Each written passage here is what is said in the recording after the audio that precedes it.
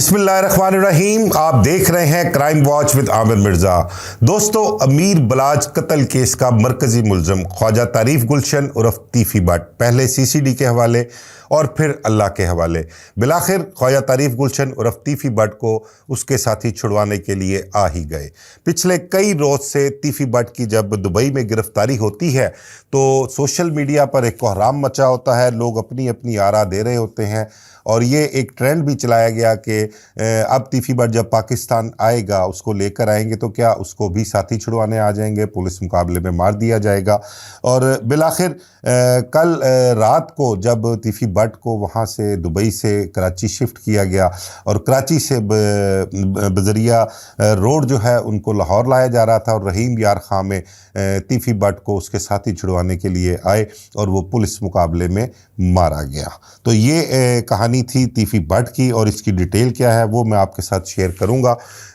आज से कोई कह लें कि 4-5 रोज़ पहले तीफी भट्ट के मुतल्लिक़ इतला आती है, बल्कि ज़्यादा कुछ 6-7 रोज़ हो गए हैं कि वो दुबई में इंटरपोल ने उसको गिरफ़्तार कर लिया है और गिरफ़्तार करके दुबई पुलिस के सुपुर्द कर दिया है। इस हवाले से हमारी सीसीडी की टीम के जो खालिद वरिया इंस्पेक्टर थे वो वहाँ पर मौजूद थे और वो भी इंटरपोल की टीम के साथ उस गिरफ़्तारी में शामिल थे।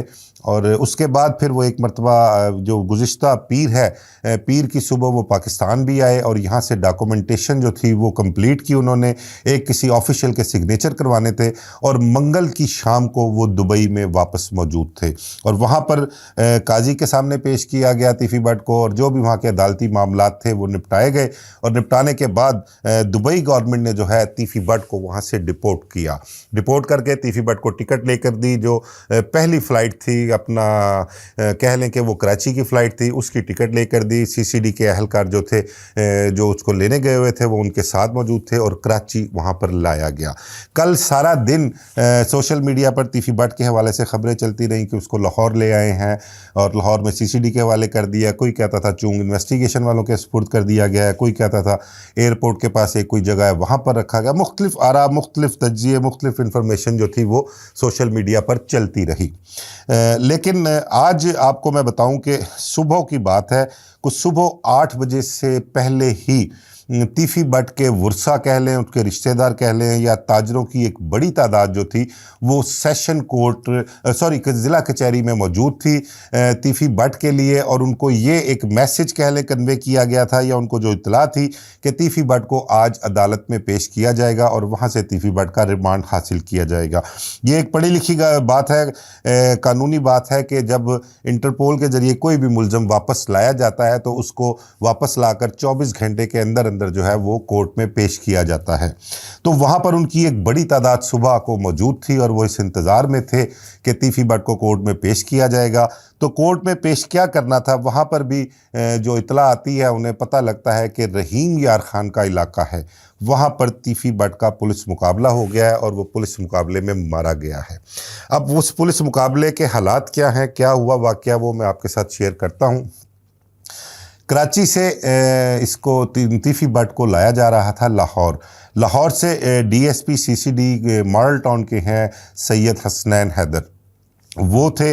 उनके साथ एक अब्दुल हादी इंस्पेक्टर था और बाकी टीम थी उनकी, वो लेकर आ रहे थे बकौल एफआईआर जो दर्ज करवाई गई है और उसको वो इस्तगासा जो है वो डीएसपी हसनैन हैदर की जानिब से दिया गया है। वहाँ पर थाना कोट सब्ज़ल है, वहाँ पर कोई अहमदपुर लम्बा के इलाके में, उस थाने में जो है एफआईआर दर्ज ही है।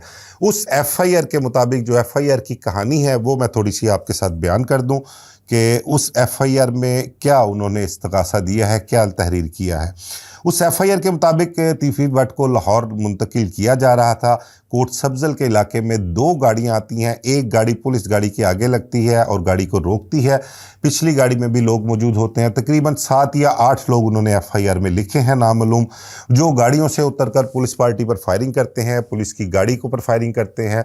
एक पुलिस अहलकार उनकी फायरिंग से बाजू में गोली लगने से ज़ख्मी भी होता है और उसके बाद होता ये है कि ये नामालूम हमलावर जो हैं, जो साथी थे, वो तीफी भट्ट को पुलिस हिरासत से छुड़वा लेते हैं, छुड़वाकर तीफी भट्ट को अपने साथ ले जाते हैं।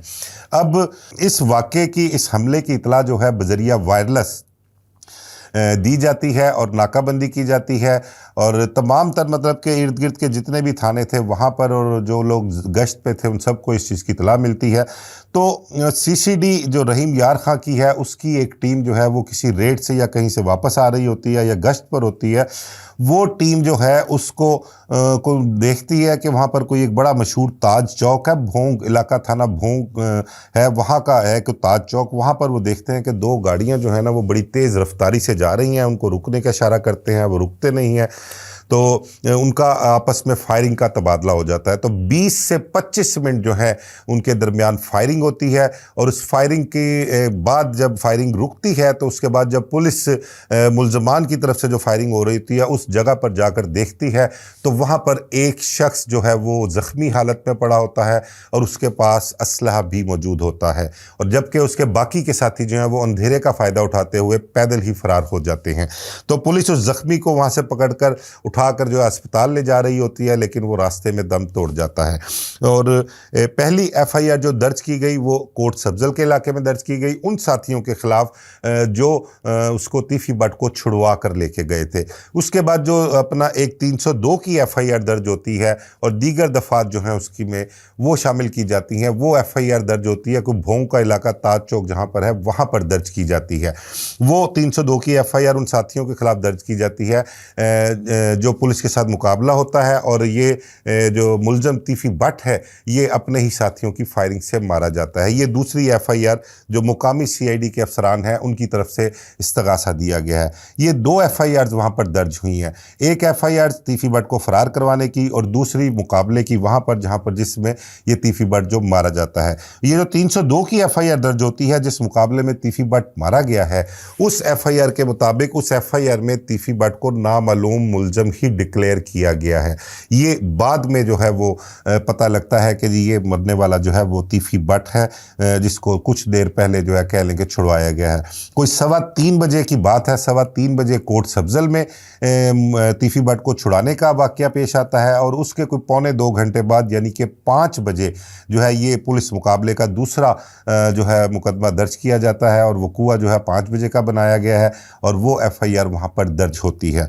अब इससे पहले आपको बताऊं कि एक तस्वीर कल रात को कोई 8-9 बजे की बात है, एक वायरल होती है तीफी बट की फ्रेश पिक्चर वायरल होती है जो कि उसमें ट्राउज़र जॉगर्स और एक टी शर्ट पहनी हुई है और कैप पहनी हुई है उसने, वो एक तस्वीर जारी होती है। वो तस्वीर जब जारी होती है तो वो सोशल मीडिया पर बहुत वायरल होती है, और तीफी बट के जो अपना वर्सा हैं जो फैमिली मेम्बरान हैं उन तक भी पहुंचती है, और कोशिश ये की जाती है कि पता लगाया जाए कि तीफी बट है कहाँ। लेकिन इस हवाले से जो सीसीडी के अफसरान खासकर एडिशनल आईजी सुहेल जफर चट्ठा जो हैं उनकी जानिब से कल तमाम दिन सोशल मीडिया पर इस चीज़ की बाज़गश्त रही कि तीफी बट जो है वो सीसीडी के हवाले कर दिया गया है, सीसीडी के पास है, लाहौर मुंतकिल कर दिया है। ये चीज़ें अपना सोशल मीडिया पर चलती रहीं, लेकिन सुहेल जफर चट्ठा साहब जो हैं वो मुस्तकिल इनकारी थे और उनका कहना था कि अभी तक जो तीफी बट है वो पाकिस्तान नहीं आया, मेरी टीम जो है वो दुबई में ही मौजूद है, वो जब आ जाएगा तो आपको ज़रूर बताएंगे। ये कल रात गए तक जो है वो सुहेल जफर चट्ठा साहब का मौक़िफ़ था। और फिर उसके बाद जब पुलिस मुकाबला होता है तीफी बट का और वो मारा जाता है पुलिस मुकाबले में, तो उस वही टी शर्ट, वो जो तस्वीर वायरल होती है, वही कपड़े पहने होते हैं जब तीफी बट का पुलिस मुकाबला होता है। तो अब वहाँ पर जो एफआईआर दर्ज हुई है, यहाँ पर मैंने आपको बताया ना कि सुबह कोई अपना 8:30-9 बजे सुबह यहाँ पर कोई इतला आती है, पता लगता है कि तीफी बट का पुलिस मुकाबला हो गया। तो वो ताजर हजरात, वो लोग, वो वर्सा तीफी बट के जो कोर्ट में इस इंतज़ार में होते हैं कि अपना तीफी बट को यहाँ पेश किया जाएगा, वो सारे वहाँ से फिर वापस आ जाते हैं, अपने अपने घरों को चले जाते हैं। और इस केस को फेस करने के लिए, इस केस को कह लें कि इस केस की अपना जितनी भी अदालती मामलात और पुलिस के मामलात उनको देखने के लिए आज सुबह ही अपना कोई 8:30 साढ़े 8 बजे कह लें तीफी भट्ट का एक बेटा जो अपना बाहर था, वो बाहर से वापस पाकिस्तान भी आया और वो भी इसी इंतज़ार में था कि उसके वालिद को कोर्ट में पेश किया जाएगा, लेकिन कोर्ट में तो पेश ना किया गया। अलबत्ता तीफी भट्ट को साथी छुड़वाने के लिए रहीम यार खां के इलाके कोट सब्जल में ज़रूर आ गए। अब उसके बाद पता लगा कि गोगी भट्ट के घर जो है वो भी रेड किया गया और गोगी भट्ट को भी गिरफ्तार किया गया है। इस हवाले से आज कोई पिछले 4-5 घंटे से, अब जब मैं ये व्लॉग कर रहा हूँ तो इससे पहले कह लें कि पिछले कोई 5-1 घंटे से यही खबर ट्रैवल कर रही है। नेशनल मीडिया पर भी ये खबर चली है कि गोगी भट्ट को भी गिरफ्तार कर लिया गया है। हमारे ज़राए भी कन्फर्म कर रहे हैं कि गोगी भट्ट गिरफ्तार है, पुलिस की कस्टडी में है। उसकी मेन वजह यह है कि जो FIR दर्ज की गई है कोट सब्जल थाना रहीम यार खां में, वो साथी छुड़वाने जो आए थे तीफी भट्ट को, उस FIR में गोगी भट्ट को नामजद कर दिया गया है और उस FIR को बेस बनाकर गोगी भट्ट को गिरफ्तार कर लिया गया है। लेकिन कोई भी पुलिस अफसर अभी तक स्टिल, अब जब मैं इस वक्त व्लॉग कर रहा हूँ, कोई भी इसको मानने को तैयार नहीं है। उन्होंने हामी नहीं भरी कि गोगी भट्ट गिरफ्तार है। अलबत्ता गोगी भट्ट के कुछ फैमिली ज़राए जो हैं उनकी भी कह लें कि इतला जो है वो उनको सही कन्फर्म नहीं है। वो कहते हैं हमारा राब्ता कोई नहीं हो रहा, हमें पता कोई नहीं है। और गोगी भट्ट के एक भाई हैं ख्वाजा राहील, उनके मुतल्लक भी यही कहा जा रहा है कि उनका भी कुछ पता नहीं, वो हमसे पहले राब्ते में थे लेकिन अब पिछले कई घंटों से हमारा भी राब्ता नहीं हुआ। अच्छा, इस दौरान एक बड़ी मज़े की बात है, एक और वाक़या पेश आता है गोगी भट्ट की गिरफ्तारी के हवाले से। तो मैं आपको बताऊं कि अब जैसे तीफी भट्ट को साथी छुड़वाने के लिए आ गए और वो छुड़वा कर ले भी गए और फिर उसके बाद मुकाबला भी सामने आया। आज पिछले 4-5 घंटे से यही चीज़ चल रही है कि आज की रात कह लें कि अगर गोगी भट्ट पुलिस की हिरासत में है तो उसके हवाले से भी यही कहा जा रहा है कि शायद उसको भी कोई साथी छुड़वाने आ जाएं और उसको भी जिस तरह से तीफी भट्ट को अल्लाह के हवाले किया गया है उसको भी अल्लाह के हवाले कर दिया जाएगा। ये भी ऐसी इतलात, इस किस्म के मामला जो है तमाम दिन जो है वो चल रहे हैं। टीवी चैनल्स पर ख़बरें भी चल रही हैं कि गिरफ़्तार कर लिया गया है। अच्छा, शाम को एक वाक़या पेश आता है गोगी भट्ट की रिहाइश ग्वाल मंडी की, जो पुरानी रिहाइश है। आजकल उनकी रिहाइश केनाल व्यू हाउसिंग सोसाइटी में है, नहर पे। तो जो पुरानी रिहाइश ग्वाल मंडी में है, उस घर के बाहर 2 मोटरसाइकिल सवार आते हैं और क्लाशन कोफों के फायर करते हैं। ये भी एक वाक़या पेशा है। वो फायरिंग करने वाले लोग कौन हैं, किसने फायरिंग की, उनका मकसद फायरिंग करने का क्या था, ये भी अभी तक सामने नहीं आया। ये हमारी CCD को देखना चाहिए कि इस तरह एग्रेसिव होकर या इस कदर निडर होकर, इस कदर बेखौफ होकर वहाँ पर चौक पे फायरिंग किसने की।